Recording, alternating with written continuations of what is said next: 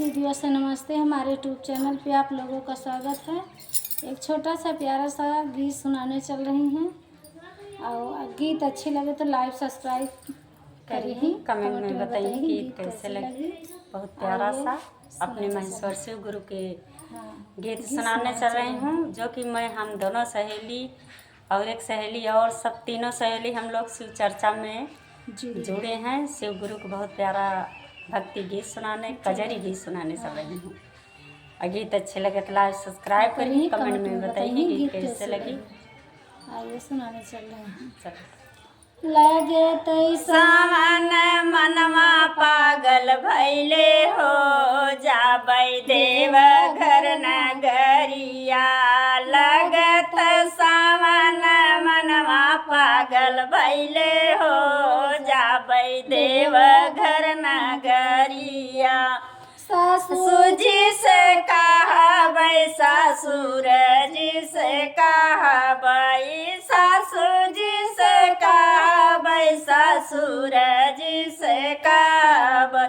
ले अहि गेरुआ रंग सड़िया हो, जाबै देव घर नगरिया। ले अहि गेरुआ रंग सड़िया हो, जाबै देव घर नगरिया। लगत सावन मनवा पागल भैले हो, जाबै देव घर नगरिया। लगत सावन मनवा पागल भैले हो, जाबै देव घर नगरिया। जेठ जी से कहबै, जेठानी जी से कहबै, जेठ जी से कहबै, जेठानी जी से कहबै। लेते अहि गेरुआ रंग चूड़िया हो, जाबै देव घर नगरिया। लेते अहि गेरुआ रंग चूड़िया हो, जाबै देव घर नगरिया।